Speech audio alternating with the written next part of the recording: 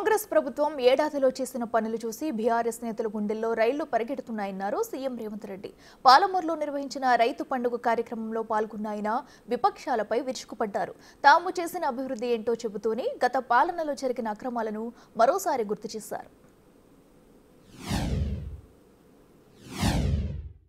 ఊరేసుకోండి అని చెప్పిన ఆనాటి పెద్ద మనిషి మీరు వరి వేసుకోండి, వేసుకున్న వరికి 500 రూపాయల బోనస్ ఇస్తాం, మీ ఖాతాలో 3 రోజుల్లోనే బోనస్ కనక వర్షం గలగల రాలుతుంటే బీఆర్ఎస్ వాళ్ళ గుండెల్లో పిడుగులు పడుతున్నట్టుగా ఉన్నది మిత్రులారా.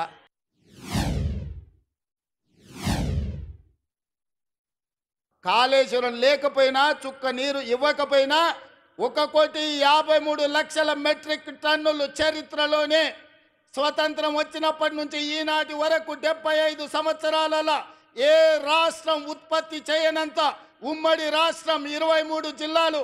ఇవాళ ఆంధ్రప్రదేశ్లో ఉన్న 13, తెలంగాణలో ఉన్న 10, ఉమ్మడి 23 జిల్లాలలో కూడా ఒక పంటకు 1,53,00,000 మెట్రిక్ టన్నుల వడ్లు ఎన్నడు పండలే. మరి ఇవాళ తెలంగాణ రాష్ట్రంలో ప్రజాపాలనలో మన ప్రభుత్వంలో ఒక పంటకు 66 లక్షల ఎకరాలలో 1,53,00,000 మెట్రిక్ టన్నుల వడ్లు పండించి 500 రూపాయల బోనస్ ఇచ్చి ఇవాళ ధైర్యంగా ఈ గడ్డ మీద, పాలమూరు గడ్డ మీద రైతు పండుగ చేసుకుంటున్నాం. మనకు రైతు పండుగ చేసుకునే హక్కు లేదని బీఆర్ఎస్ వాళ్ళు అంటుండ్రు. మీరు ఒక్కసారి ఆలోచన చేయండి మిత్రులారా.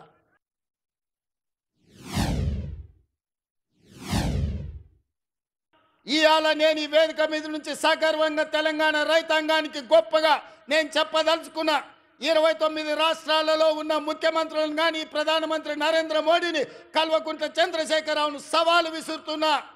ఈ దేశంలో స్వతంత్రం వచ్చినప్పటి నుంచి ఏ రాష్ట్రమైనా 10 నెలల్లో 25 రోజుల్లో 22,22,062 రైతు కుటుంబాలకు 17,869 కోట్ల రూపాయల రుణమాఫీ చేసిన చరిత్ర ఈ దేశంలో ఉన్నదా అని నేను అడుగుతున్నా.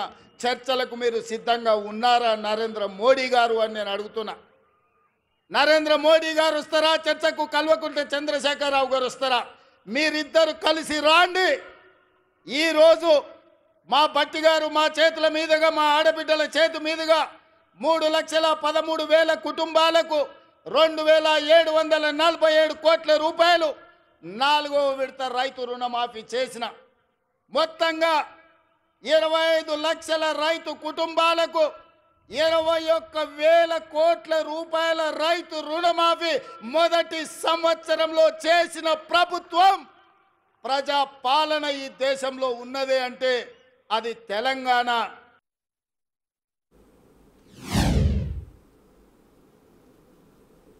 బీజేపీ నాయకులను, బీఆర్ఎస్ నాయకులను ఒకరొక్కరికి వస్తారో అందరు కలిసి వస్తారో, ఎట్లొస్తారో అట్లా రాండి.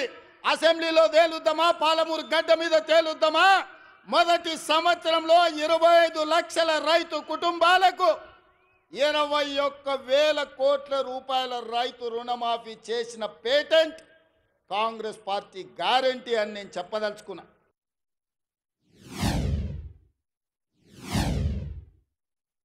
రైతులను ఆదుకున్న చరిత్ర మాది, రైతు రుణమాఫీ చేసిన చరిత్ర మాది, కనీసం మద్దతు ధర తీసుకొచ్చిన చరిత్ర మాది, ఇవాళ రైతులకు రుణమాఫీ చేసిన చరిత్ర మాది.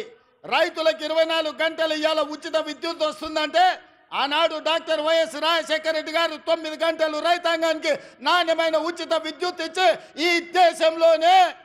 ఈ దేశంలోనే రైతులకు ఉచిత విద్యుత్ ఇవ్వడం కాంగ్రెస్ పార్టీ పేటెంట్ అని నిరూపించుకున్న చరిత్ర కాంగ్రెస్ పార్టీది. రైతు బీమా కనిపెట్టింది కాంగ్రెస్ పార్టీ, రైతులను ఆదుకున్నది కాంగ్రెస్ పార్టీ.